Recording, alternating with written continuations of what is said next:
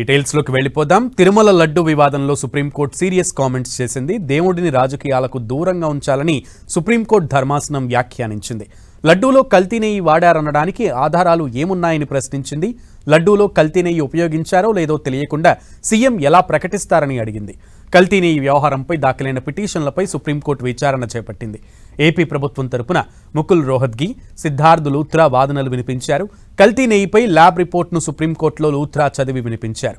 కల్తీ నెయ్యి వచ్చిన ట్యాంకర్లను ప్రసాద్ తయారీలో వాడలేదని తెలిపారు. జూలై 6 నుంచి 12వ తేదీ వరకు వచ్చిన నెయ్యి ట్యాంకర్లను ప్రసాదం తయారీలో ఉపయోగించలేదని కోర్టుకు తెలిపారు.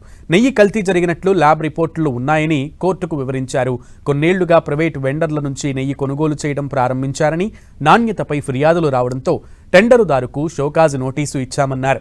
ఇప్పటికే సిట్ ఏర్పాటు చేశామని కోర్టుకు వివరించారు. వాదనలు విన్న సుప్రీంకోర్టు ధర్మాసనం ప్రశ్నల వర్షం కురిపించింది. జూలై 6, 12వ తేదీల్లో 4 ట్యాంకర్లలో నెయ్యి కల్తీ జరిగినట్లు టీటీడీ ఈవో చెప్పారని తెలిపింది. అంతకుముందు లడ్డూ తయారీలో కల్తీ నెయ్యి ఉపయోగించారనడానికి ఆధారాలు ఏంటని ప్రశ్నించింది సుప్రీంకోర్టు. ఇక అంతకుముందు లడ్డూలను ల్యాబ్కు పంపించి టెస్టులు చేశారా అని అడిగింది సుప్రీంకోర్టు. కల్తీ జరిగిందనడానికి ఆధారాలు లేకుండా సీఎం ఎలా ప్రకటన చేస్తారని, కోట్ల మంది మనోభావాలపై ప్రభావం చూపేలా సీఎం వ్యాఖ్యలు ఉన్నాయని వ్యాఖ్యానించింది. ప్రస్తుత పరిస్థితుల్లో సిట్ సరిగ్గా విచారణ చేయగలదా అని అనుమానం వ్యక్తం చేసింది ధర్మాసనం.